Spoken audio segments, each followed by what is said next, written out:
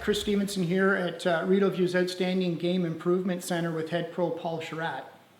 Paul, there's a little bit, I think, of a mystique about club fitting that it might only be for the elite player. I think, one of the many things that make up the experience here at Rideau View is being able to tap into your expertise as a club fitter. Who can benefit from having a club fitting session? I think everybody can benefit from having a club fitting session. It's interesting, depending on, nobody plays the game the same way. So there's accomplished players, there's recreational warriors, there's people trying to break 100 for the first time. There's something in it for every one of those skill groups. The benefits of it, I guess, number one is it's going to at least reassure you that you're using the right equipment for where you are in the state of your game at that time.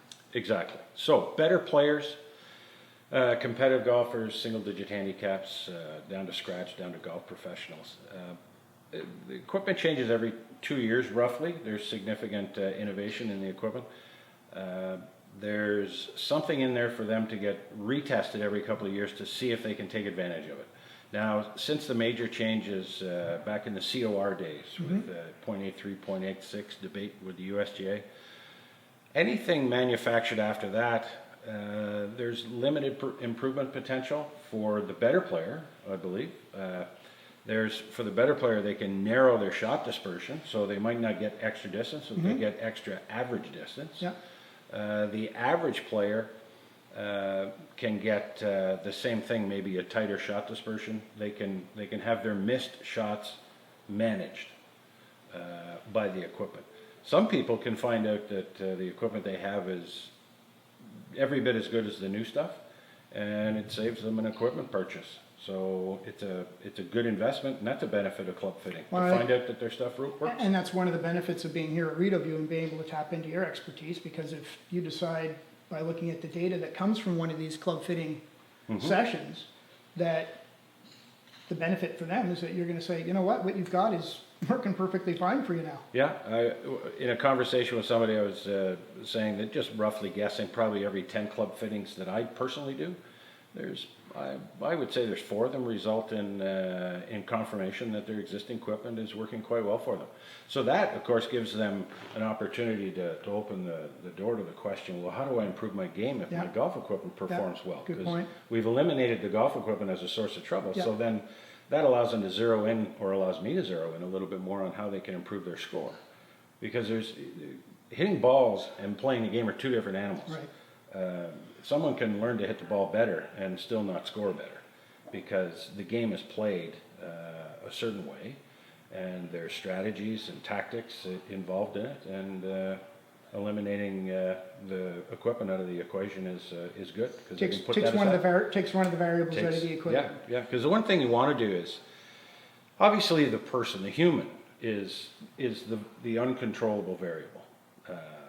Even on the tour, the best players in the world don't hit it as well on the golf course as they do on the practice range, and they do.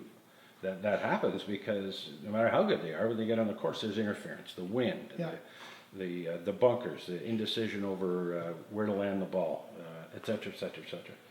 So being able to eliminate variables for the club for the average player gives them a peace of mind. All right, well, let's find out if what I've got in my hand works for me. Okay, let's get started.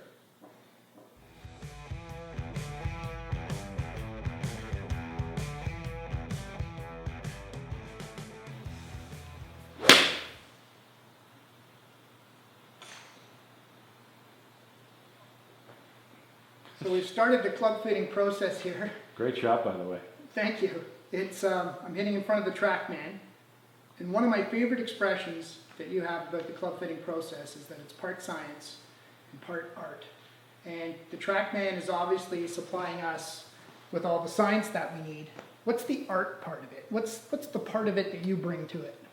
Well, the science part is optimizing ball flight. So ball flight would be optimized, let's say, with creating launch conditions that give the optimum combination relative to the club head speed of launch angle and spin.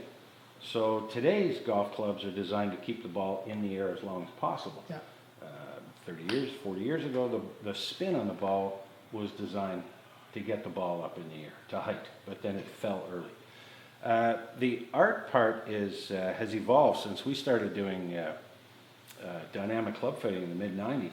We used to use lie angle tape, and we fit... And dynamic, just referring to the fact that you're doing it while the person's hitting the ball. Right, so what we're doing is we used to put lie angle tape on the bottom of the club, and Yeah. we'd want to see where the bottom of the club impacted the ground, because that has a major effect on ball flight. Today we don't use impact tape anymore.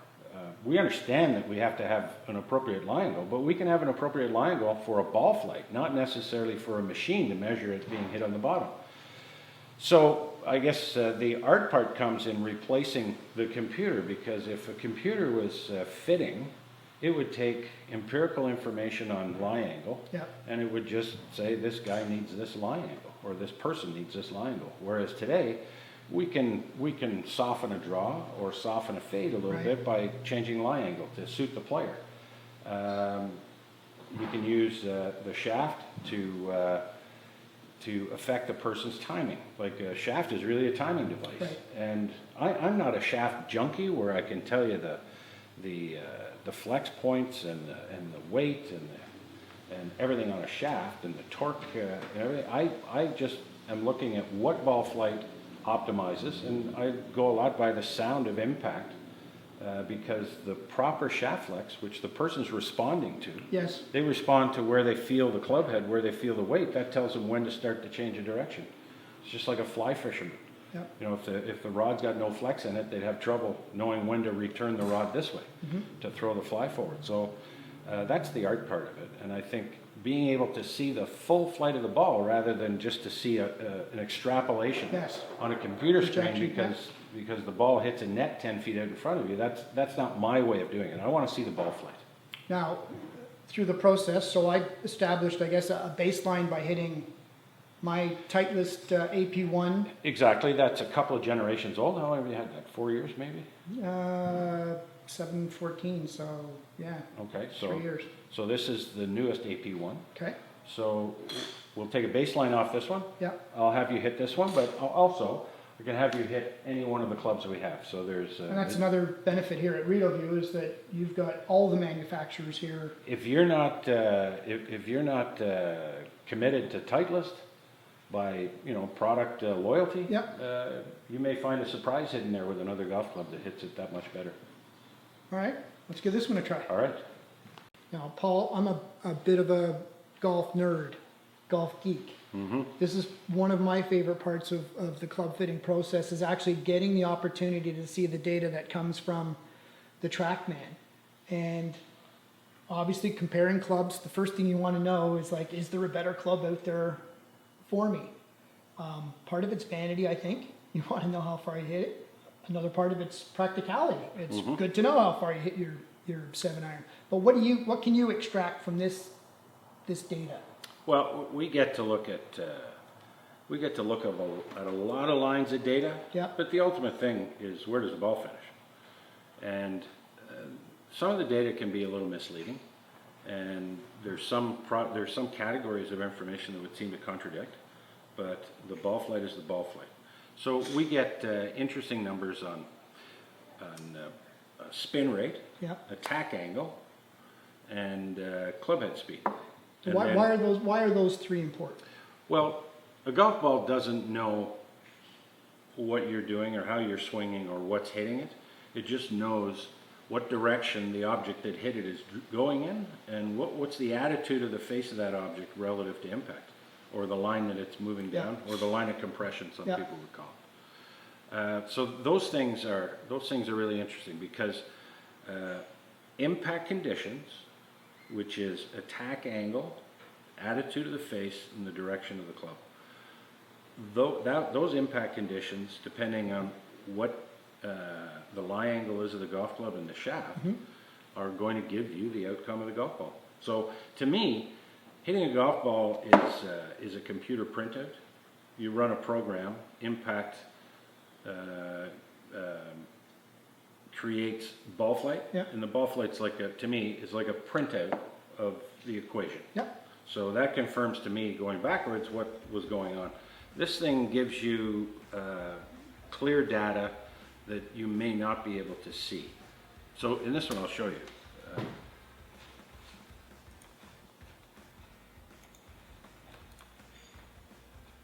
go to stats, Yeah, and I can pull up. We'll start with your 7R. yeah, So your 714. So there it gives me all the hard numbers. And if I add in the AP1, the new generation, so Yeah. we're 2 generations, I think, then I get this. There's very little difference in the club speed. yeah, Tack angles are identical. Club paths are almost identical. Face angles are almost identical, within 1/10 of a degree. That's pretty amazing. The ball speed is quicker with yours. The launch angle is higher and the spin is a couple of hundred RPM higher.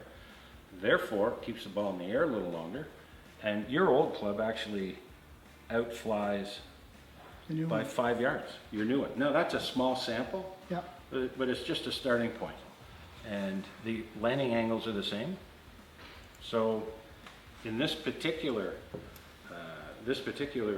comparison between these 2 golf clubs, it favors your old golf club. Now, you have an exotic shaft in your golf club that is not in the club I gave you. So the 716, the AP1, yeah, or 917, sorry. Sorry, 716. 760. Yeah, it had the NS Pro shaft in it, but this has got an exotic version of that, and this clearly is the difference, I And would think. just quickly now, how much impact can the shaft have on club performance? Huge, huge, because the shaft is what gets you back to the ball. Yeah. It's a timing device. To me, it's not a technical thing. And here's the art of fitting. It's a timing device that it allows you, with the proper weight of the shaft and flex, allows you to feel where the club head is, Yeah. and automatically, instinctively start your downswing or your change of direction on time. So in this instance, you tell me to stick with what I'm using right now. Absolutely. It's good to know, and it's only information you can get from Right. being here and trying this in this great environment. Yep. Thank you. Okay.